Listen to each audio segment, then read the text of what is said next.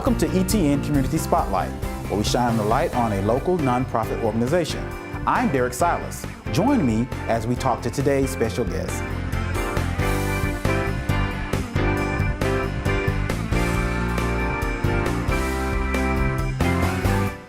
When I hear the word Junior Welfare League, I always think of the gala and the cookbook.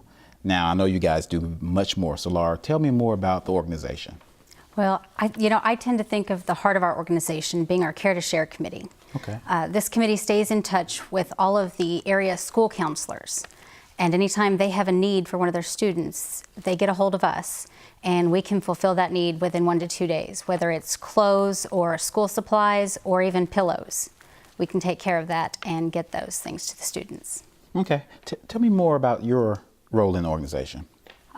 Currently, I'm the president, and so I basically oversee everything that goes on and make sure that everybody else is filling in where they need to be, taking care of all the different committees. You know, one of the other big parts of JWL right now is our community donations committee. They receive grant requests throughout the whole entire year, and those are from a lot of other nonprofits and different groups.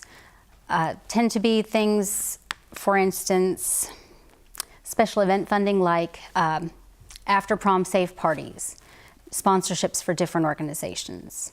So a lot of times we're able to fill some of those requests. And then we have the big grant requests that we fill through our gala every year. Okay, great. Now, how is JWL primarily funded, and are there any annual fundraising events that you participate in? Well, we do. We have one annual fundraiser right now, and that is our big charity gala in December.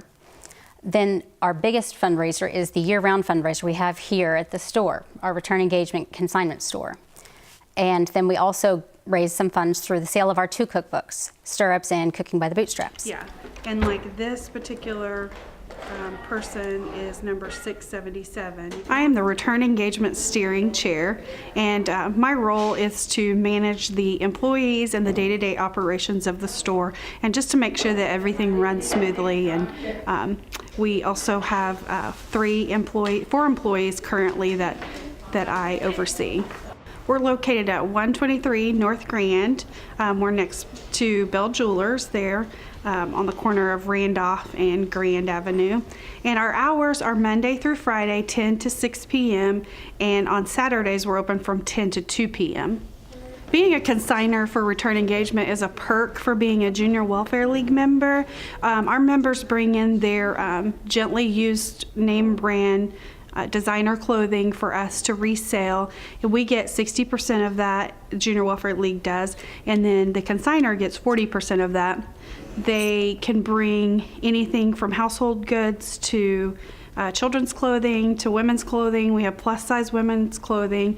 90% of my wardrobe comes from the store, and it's very, very affordable. Once our items stay on the floor for a certain period of time, like 3 months, we donate the rest of it, and it's really nice things that just didn't sell in the 3 months. We'll donate that to Salvation Army or another nonprofit organization that has a thrift store. Awesome. So they can benefit from this as well. We do allow outside consigners if you know 2 members of Junior Welfare League and they sign a contract with you. This room is the data prep room. So when one of our members comes in or another consignor comes in, they will bring all their stuff in and either hang it on racks if it is clothing, or they'll put it in boxes if it is shoes, household items, other holiday paraphernalia, and then they'll put their consignment form in there. And then once a data prep team comes in, they'll go through and sort it and make sure it's stuff that hopefully the consignor should have already done that, but they'll go through and make sure it's things that can be sold in the store, and then they will list it in the computer system and make little tags for it. And then usually another team comes in and tags it, puts a little sales tag on there, whether it be taped on there, or if it's clothing, they'll use the clothing gun and then go ahead and put it out for sale in the store. Over the years, JWL has made a huge impact on this community. Even starting back when we were the first group to step in and provide hot lunches in the local schools.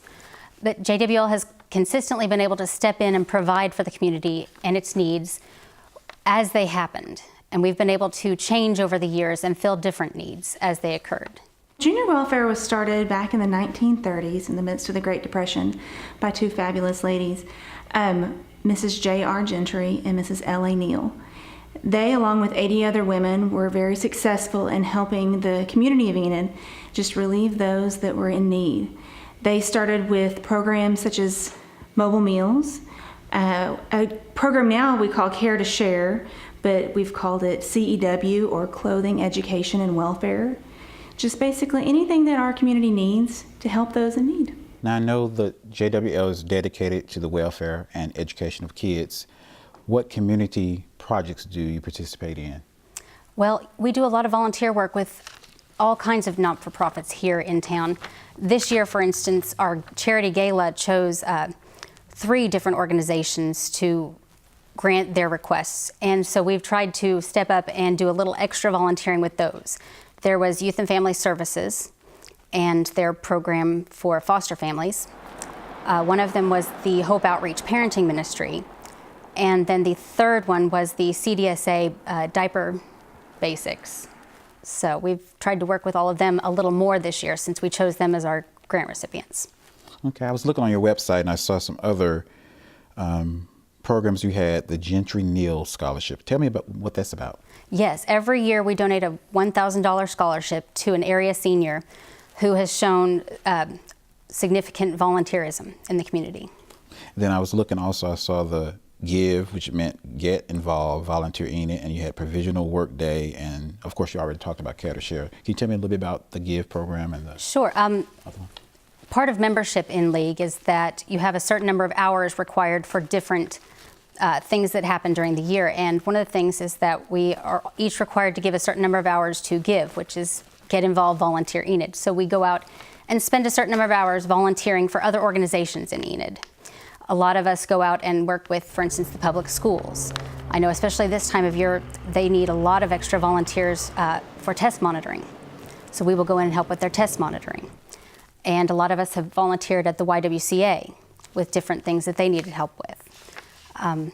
Those are just a couple of examples. We have about 60 current active members, and we have hundreds of honorary and sustaining members. Honorary members are those who have been past presidents, and sustaining members are those who weren't presidents but still fulfilled their 6 years. Once you're a member, you're kind of always a member. It's a 6-year commitment. And after that, you become a sustaining member, and you no longer have to do all of the requirements and work the store and sell cookbooks and do all those things. I was a member per PC06, provisional class member of 2006, and then I would say I graduated in 2012. For membership in League, you have to be nominated by a current member. And so once a year, we go through a process of that nomination, and we start a new provisional class. And as a class, then, each group will do a project. And in my time in League, they have done things like working at the food bank. They have painted this store when we first opened this store. My class went and painted at the crisis center at the YWCA. So each class, as they begin League, picks their own project and does that. Your first year, you're considered a provisional, and you do 45 hours working in the store for the entire year. So about 2 nights a month, they'll come here and work 2 or 3 hours to get those hours in. And it just lets everybody get a taste of what our store offers and how it works, and then you build that camaraderie. We're training people to become volunteers. So once you do your basic, I call it boot camp for 6 years with Junior Welfare League, every other volunteer organization seems really a much easier task to take once you've gone through this program. Now, if someone or organization would like to contribute or participate or volunteer, how can they go about doing that? Well, definitely one of the best ways is to get a hold of any member that's in League, and they can direct them to the right person. They could also email us anytime at jwlenid@gmail.com. Okay. And a lot of the information they might want would be on our website, which is jwlenid.com. Well, thank you for joining me today. Thank you.